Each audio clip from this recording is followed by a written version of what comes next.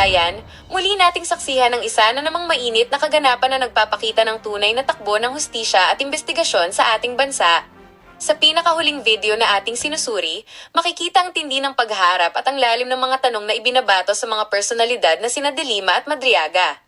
Hindi natin ito ginagawa para manghusga agad, kundi para himayin ang bawat salitang binitawan at ang bawat ebidensyang inilatag sa mismong pagdinig.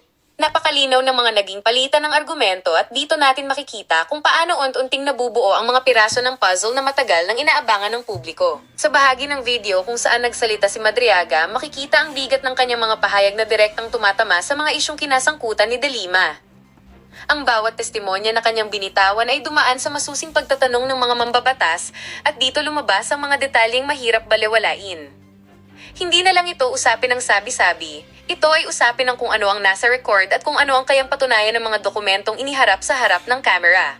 Kapag ang isang saksi ay naglatag ng kanyang nalalaman, ang buong bansa ay nakikinig dahil ang nakataya rito ay ang katotohanan na dapat manaig sa huli. At pagdating naman kay De Lima, makikita sa video ang kanyang mga naging reaksyon at naging sagot sa mga mabibigat na akusasyong ito. Mahalagang makita ng mga manonood ang bawat anggulo mula sa pagtatanggol ng kanyang panig hanggang sa mga puntos na ibinabato ng mga nag-iimbestiga. Ang tensyon sa loob ng silid ay ramdam na ramdam at ito ang patunay na ang usaping ito ay hindi biro. Ang mga sagot na hindi ko matandaan o ang mga pagtanggi ay sinusuri ng husto ng mga otoridad para malaman kung may sapat bang basehan ng mga ito o kung ito ay bahagi lamang ng legal na estratehiya. Para sa atin na sumusubaybay sa tinig ng bayan, ang mahalaga ay ang pagsunod sa ebidensya. Ayon sa ating nakikita sa mga clips na ito, tila masikip na ang mundo para sa mga sangkot dahil sa dami ng mga nagtutugmang kwento mula sa iba't ibang testigo. Ang prosesong ito ay bahagi ng ating demokrasya, ang paghahanap ng pananagutan. Sa bawat minutong lumilipas sa hearing na ito, lalong nagiging maliwanag kung sino ang nagsasabi ng totoo at sino ang may mga itinatago. Ang video na ito ang magsisabing basehan ninyo para makabuo ng sariling opinyon batay sa katotohanang inilatag sa inyong harapan. Huwag nating kakalimutan na ang bawat salita rito ay may bigat.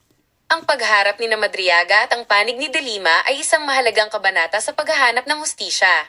Sa tindi ng mga revelasyong ito, hindi malayo na ito na ang maging susi para tuluyang matuldukan ang mga matagal ng tanong ng bayan. Kaya naman, patuloy tayong magbantay.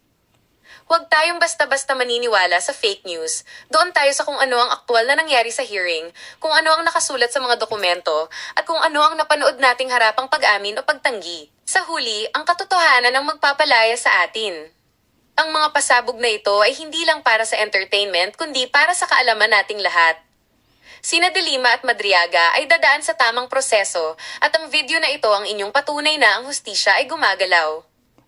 Manatili tayong mapagmatyag at huwag bibitaw sa bawat susunod na kaganapan dahil ang katotohanan ay laging mananaig. Ako ang inyong kasama sa paghimay ng mga isyong ito at narito tayo para ibigay ang tunay na tinig ng sambayanan. Mr. Madriaga, kindly stand up. Can you please raise your right hand? Do you swear to tell the truth, the whole truth, and nothing but the truth before this committee? Thank you. Madam Chair. Yes, sir.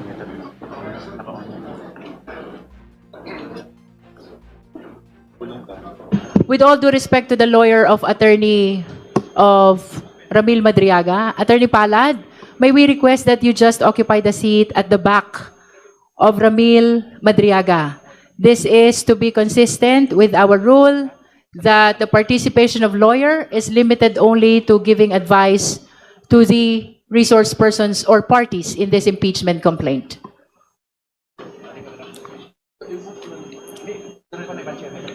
Please provide a chair at the back of Madriaga for Attorney Palad.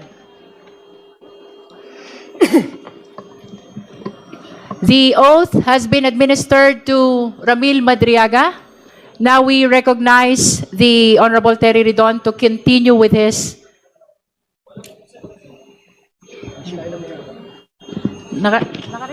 Madam Chair, The Honorable De Lima is recognized.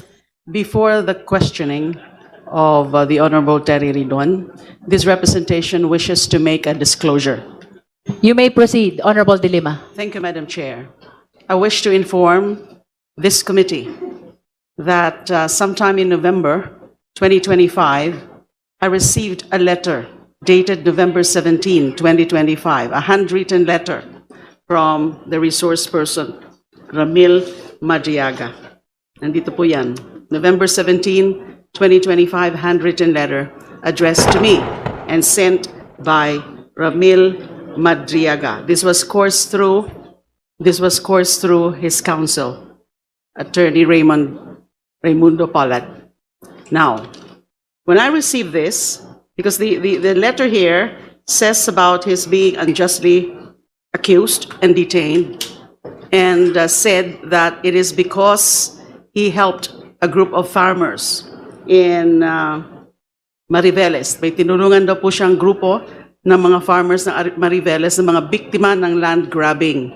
At tinuturo po niya si former spokesperson Harry Roque na nasa likod nito. At sabi niya, kahit yung una niyang kaso ng kidnapping, kasi dati na po siyang kinasuhan in 1997 ng kidnapping, ay na-convict siya sa trial court pero na-acquit siya sa Supreme Court on appeal or on review. So humihingi po siya ng tulong sa akin dito sa sulat na ito, which is handwritten. Sinabi rin po sa akin ni Attorney Palad na nung time na yon, I think it was later part of November or a few days after November 17. I don't exactly remember the time or the exact day. Ay meron daw pong gagawin o ginagawa na sworn affidavit si Mr. Madriaga tungkol sa mga nalalaman niya tungkol kay VP Sara and also sa pamilya ng Duterte.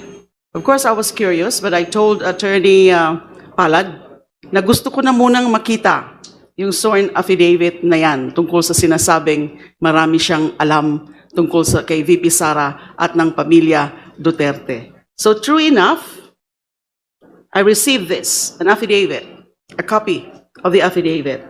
And I did realize that this affidavit which I received then is also an original copy.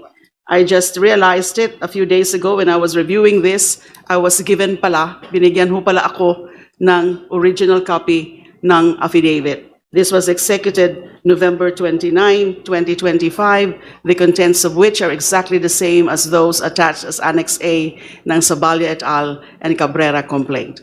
And then, lumabas na rin po ito sa social media after November 27. So naging lalo po akong curious and interested. So I decided to go and see him. And it happened in December 8, 2025, duly recorded in the BJMP facility. So I talked to him. He was accompanied then, or the lawyer, Attorney Palad, was also there. Ang pakay ko po ay para lang alamin yung laman ng kanyang affidavit. Ang pakay ko was to clarify. Ang pakay ko nga parang naging devil's advocate po ako noon. I was asking probing and searching questions para matest yung kanyang credibility. Now, wala po akong dinagdag sa affidavit na to. Wala po akong binago sa affidavit na to. Wala po akong dinikta kay Mr. Madriaga tungkol sa affidavit na to. Ang ginawa ko lang po, nung December 8, tandang-tanda ko po kasi holiday po yan, Immaculate Conception.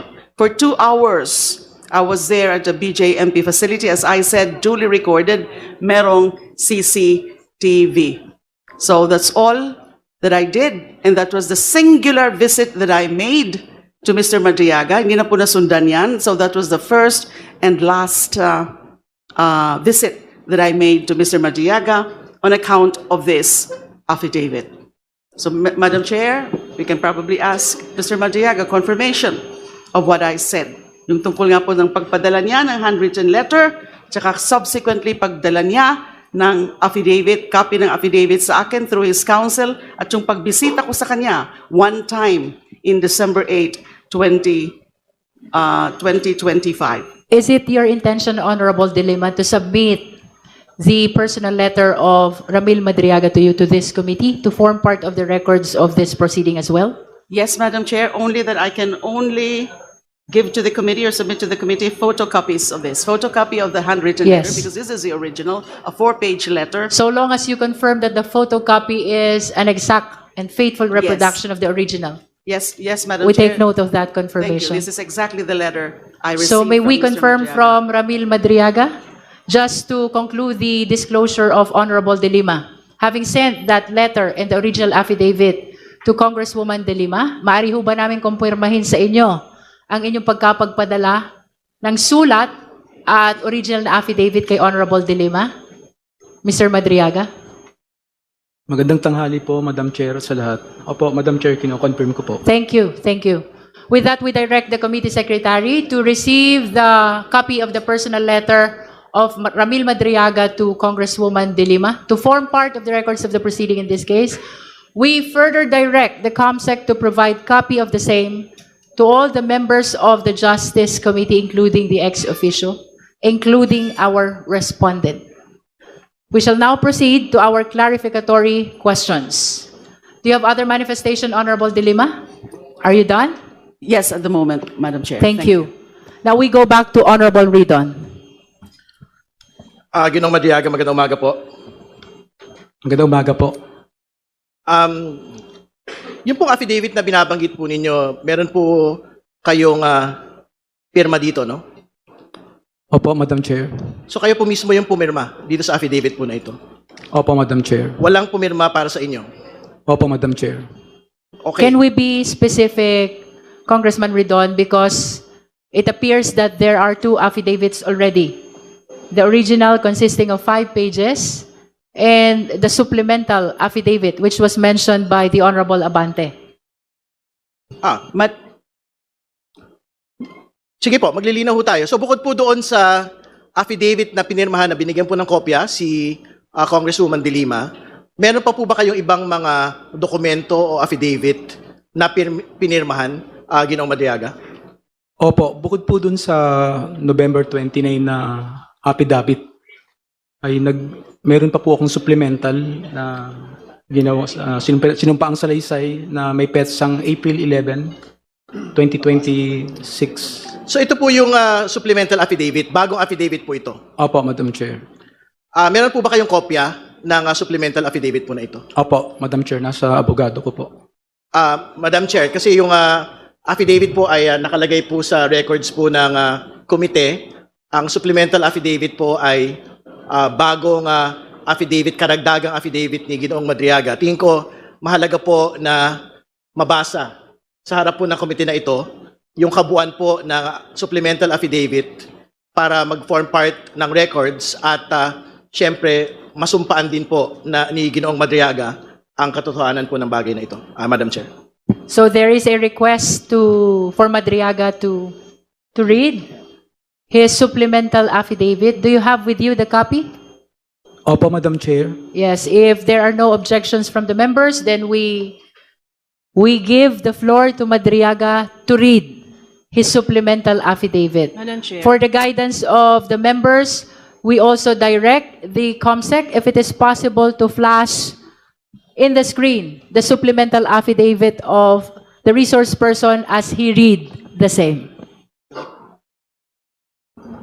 Kindly provide as well copies of the supplemental affidavit to all the members.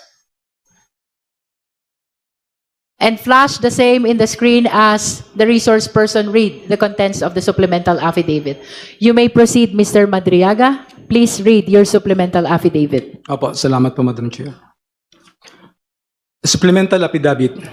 I, Ramil L. Madriaga of legal age, Filipino and with address at care of Annex 2, BJMP Camp Bagong Diwa, Taguig City, after having been duly sworn in accordance with law, do hereby state, 1. I am currently a detainee at Camp Bagong Diwa, Taguig City, for charges of kidnapping, criminal case number RMNL-22-05157-CR and R-MNL-22-05158, pending before the Regional Trial Court, Branch 21, RTC Manila. 2. On November 29, 2025, I executed an affidavit which was subscribed and sworn to before Attorney Cynthia Viñas Pentonal on the same day.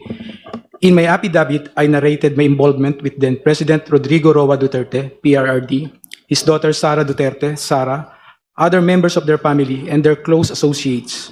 More specifically, I provided a personal account of the various works I did for the aforementioned individuals, including campaign and organizing activities, intelligence gathering and sabotage, and transportation of large sums of money under the direct instructions of either PRD or Sara. 3. With my consent, my affidavit was submitted and referred to the Office of the Ombudsman through a letter dated December 15, 2025.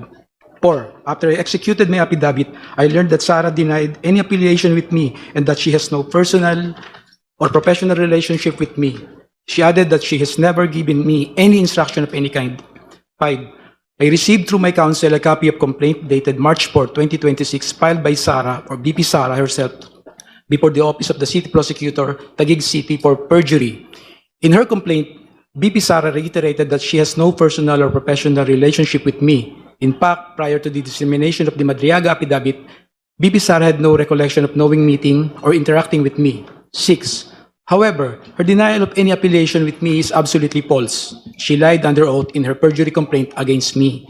Hence, I decided to execute a supplemental affidavit providing further details on the narration I made in my previous affidavit with additional accounts of other orders, tasks, or works given to me by either PRD or Sarah, or BP Sarah. Engagement activities with President Rodrigo Roa Duterte. 7. Prior to the 2016 national elections campaign, I was working for then Congressman Roylo Goles as one of his political officers specializing in intelligence gathering and sabotage operations.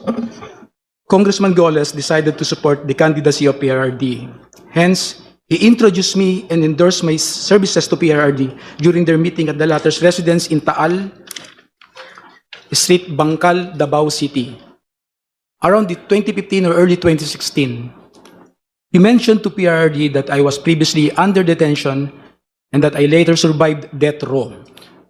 Congressman Goles also added that I am his #1 asset in the National Security Council during his time as National Security Advisor.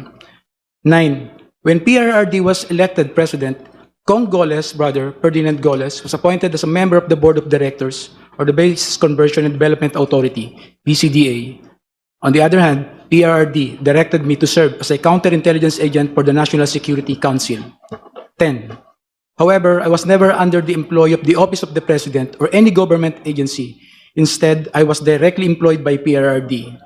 I received my salary from a certain Canlas, a PNP officer, previously from Davao, at the start of every month in the amount of 100,000 pesos to 150,000 pesos in cash. 11. As part of my duties, PRRD specifically instructed me to monitor, operate, and sabotage former Senator Trillanes. However, PRRD was apprehensive in ordering the assassination of Senator Trillanes because of the latter's support and contact in the armed forces of the Philippines. 12. Sometime in 2018, PRRD asked Sarah, BP Sarah, to go to his home in Taal Street, Bangkal, Davao City, to discuss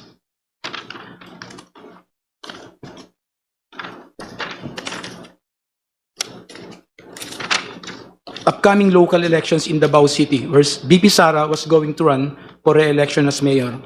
During this meeting, PRRD introduced me to Sara and told me, "Ram, ikaw na bahala kay Inday." Since then, I've frequently met and discussed with BP Sara, then Mayor Sara, regarding various matters.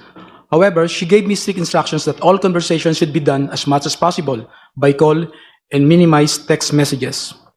13. Furthermore, PRRD also asked me to profile individuals associated with BP Sara, then again Mayor Sara, because she is his favorite among his children.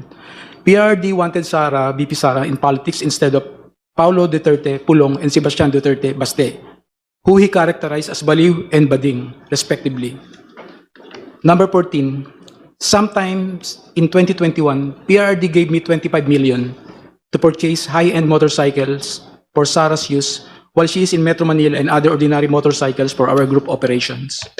15. Hence, I bought two 2021 model Harley-Davidson motorcycles from a dealership in Green Hills, EDSA for around 2,500,000 pesos, inclusive of accessories, and around 2 million pesos exclusive accessories, respectively. Both Harley-Davidson motorcycles were placed under the name of my son. I also purchased two 2021 model Ducati motorcycles from a dealership in Katipunan, Quezon City for around 3,500,000 pesos and around 2,300,000 pesos, respectively. In addition, I also bought accessories for these Ducati motorcycles in the total amount of 500,000 pesos. Both the Ducati motorcycles were placed under my name. 17. Lastly, I also purchased 7 Yamaha NMAX motorcycles for the operation of Initiative for Social Justice Innovation and Progress Pilipinas, or ISIP Pilipinas. The remaining money was distributed to my colleagues in ISIP, Pilipinas. 18.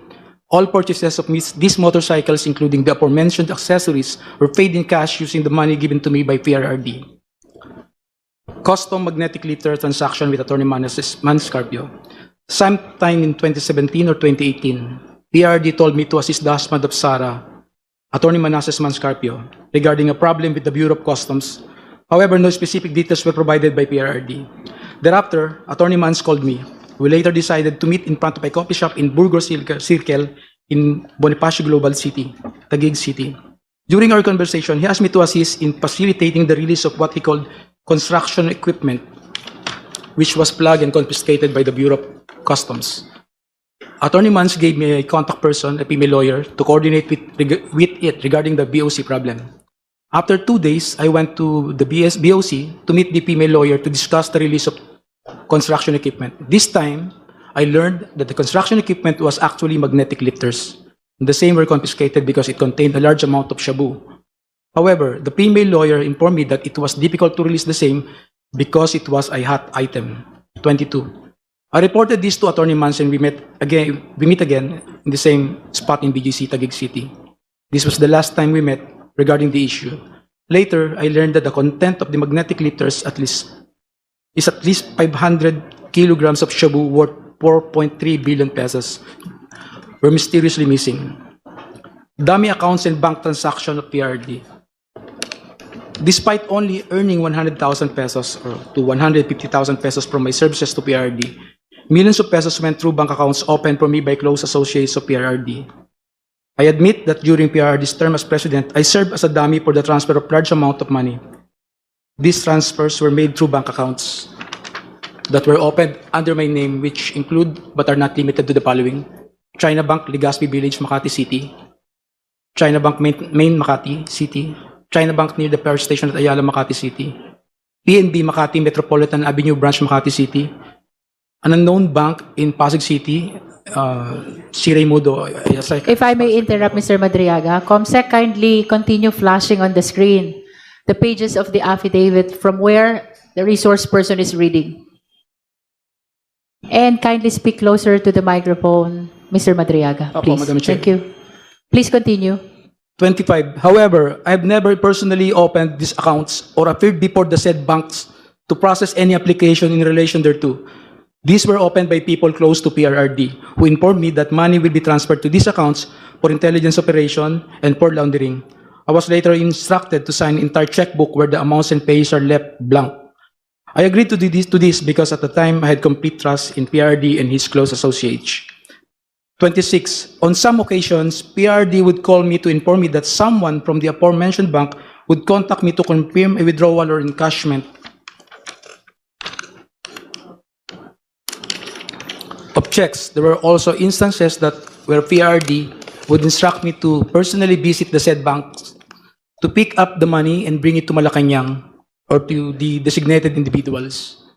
I distinctly remember that PRRD directed me on 3 separate occasions to pick up 100 million from a bank inside the mall in Lubao, Pampanga, which were all delivered to Malacanang. On another incident, I was informed by PRRD that the 2 land bank managers' check which were to be delivered to one of our safe houses in Eastwood, Quezon City, in the amounts of 84,200,000 pesos and 4,800,000 pesos, respectively, were issued under my name. Copies of the 2 land bank managers' checks are hereby attached as annexes A and A-1. 28. To prove the aforementioned allegations, I am willing to execute an affidavit, authorization, or any other document, and to perform all acts necessary for Committee on Justice of the House of Representatives or the courts to access the aforementioned bank accounts and all other bank accounts under my name. Term sharing and destabilization efforts. 29. Sometime in November 2021, PRD mentioned to me that Ferdinand Bongbong Marcos Jr. will run for the president while Sara will serve as his running mate. PRD added that a few months ago, BBM and Senator Amy Marcos visited him to discuss a possible alliance to the 2022 national elections. During this meeting, BBM was able to convince PRD to have Sara as BBM's vice president. However, They also agreed that by 2025, BBM will voluntarily step down to give way for a Sara presidency. After Sara took her oath as Vice President, PRRD had a discussion with me, with retired generals of the Armed Forces of the Philippines, where I was also present regarding all the possible scenarios for unseating BBM by 2025. In case he reneged on his promise, the general objective was to ensure that PBBM will only serve less than 4 years of his term as president, so that Sara, upon assumption to the presidency, will still be eligible for the presidency in 2028. 31. I remember that one of the plans considered was to sabotage BBM's administration by using some of BBM's own men, either recommended by PRRD for appointment or allied with the Dutertes, to reveal supposed corruption issues that will serve as a precursor for an impeachment for complaint. 32. In the event that BBM will not voluntarily step down or hand over the presidency to Sara, extraordinary measures of overthrowing BBM will be considered, which include assassination, mass resignation of government officials, civil disobedience, and even an armed assault of Malacanang Palace. It was also considered by PRRD to arrange assassination or armed hits of several government officials in order to cause massive civil unrest. The resulting civil unrest will be used as basis to organize a group of military officers to stage a coup. 33. One of my assignments was to recruit civil groups, schools, clubs, fraternities, criminal groups, and syndicates. Inday Sara is my president, ISIP, at 2022 national elections campaign. 34. In 2020, I was instructed by PRRD and Sara to help form a group to support Sara's candidacy for president in the 2022 national elections. Hence, I helped establish and register a non-profit corporation called Initiative for Social Justice Innovation and Progress, or ISIP Pilipinas, Incorporated. But to us supporters of Sara, ISIP actually stands for Inday Sara is my president. I helped establish ISIP together with some friends of BP Sara and alumni of San Sebastian College of Law, SSC Law, including Assistant Special Prosecutor Ryan Ray Kilala of the Office of the Ombudsman and his wife, Aurea Fortuna Kilala. A screenshot of one of ISIP's video conference meetings where Sara and Attorney Ryan were present is here to attach as Annex B. A photo of Attorney Reynold Monsayac wearing an Inday Sara is my president is here to attach as Annex B-1. 35. I got close with Attorney Ryan, who was previously a professor of Sara and former associate dean of SSC Law. He shared with me that Sara was not particularly good in school, was often struggling with her academics and habitually rude and violent to other students. Hence, Attorney Ryan used his influence in San Sebastian College of Law to ensure that Sara received passing grades despite her poor academic performance. 36. Attorney Ryan and his wife became quite close to me and my family that they agreed to serve as godparents in my son's wedding. A photo of Attorney Ryan and Rhea taken during my son's wedding is here to attach as Annex C. Shortly after we organized ISIP, I was informed by PRRD that funding will be made available for the activities of ISIP through the contribution of his friends and supporters. One of those friends and supporters is Lin Wei Zhong, who was the financial officer of Parmalee Pharmaceuticals. Sometime in June or July 2021, PRRD informed me that someone will call me to directly coordinate the turnover of 175 million to fund ISIP's organizing efforts, promotional and campaign activities. Thereafter, a man called me to proceed to the basement parking of Seda Hotel, Quezon City, to pick up the said amount. Thus, I hurriedly went to the place with my cousin Rosendo Madriaga. As I recall, the money was placed inside several large backpacks and bags, which were handed to me at basement of parking of Seda Hotel, Quezon City. I loaded the same to my white Toyota Land Cruiser. Lin Wei Xiong was present when I received the said amount together with two other individuals. He then asked me where will the money be used. I informed him that this will be used to fund election of Sara, to which he replied, good, good. 40. I directly brought this money to my house for safekeeping. Thereafter, I used this money to fund the campaign activities of ISIP across the country and to establish, organize, and maintain its chapters for the purpose of promoting Sara's presidential bid in 2022 national election. Some of these chapters include Quezon, Binangonan, Bicol, Antipolo, Quezon City, Zambales, Leyte. Photos of Easy Pilipinas activities are here to attach as annexes D to D-7. 41. The expenses for the activities include costs for merchandise, travel, accommodations, rental fees for offices, lump sum distribution to identified leaders who in turn pledged to organize for SARA in their respective communities, and allowances of volunteers and organizers. However, upon the request of Attorney Ryan, I personally delivered 15 million to him in his office at the Office of the Ombudsman. From time to time, PRD would talk to me to check if there is still sufficient funding for ISIP. When the initial amount funding ran out, I promptly informed him and he directed me to get another 100 million pesos from Maestrado Lim, who we call Tanda, at the Hyatt Regency in Bonifacio Global City, Taguig City. The money was placed in several bags and were handed to me by Maestrado Lim.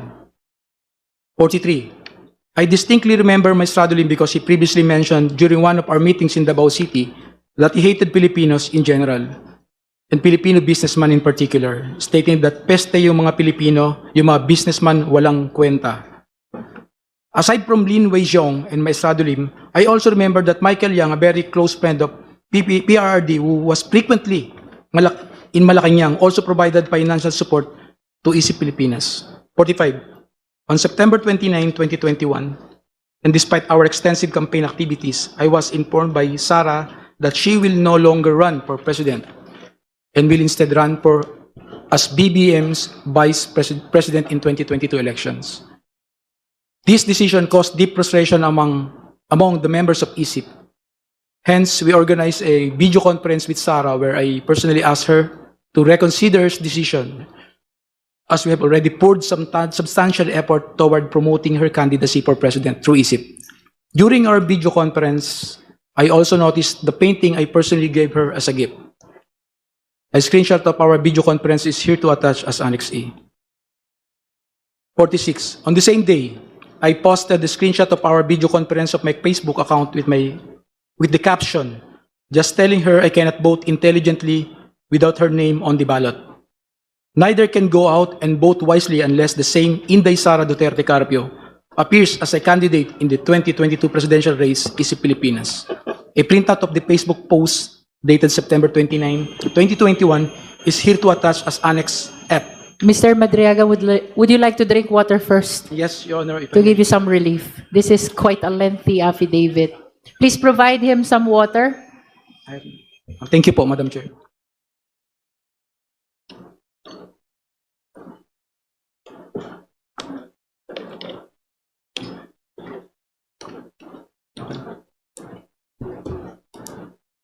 Can I proceed na, Madam Chair? Yes, you may. 46.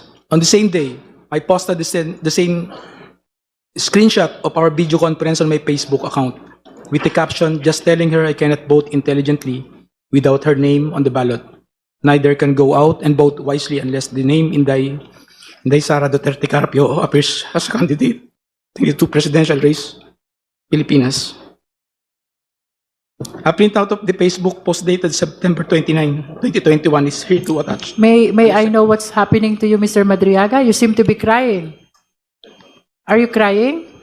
I just remember one moment. Are you crying? I just, You are nearly crying. May I just put it on record that while reading these portions of the affidavit, the resource person Ramil Madriaga is breaking into tears. Can we go back to where you felt frustrated and you're nearly crying? Which part of your affidavit is that? Can we go back to that? Number 46 po, Madam Chair. Number 46. Let's go back to number 46. At dyan nagtatapos ang usapan natin ngayon. Kung may gusto kang idagdag o reaksyon, i-comment mo lang sa baba. Boses mo'y mahalaga. Huwag kalimutang i-like, share, at subscribe para sama-sama nating palakasin ang tinig ng bayan. Hanggang sa susunod, tandaan, ang may alam, may laban! Awesome!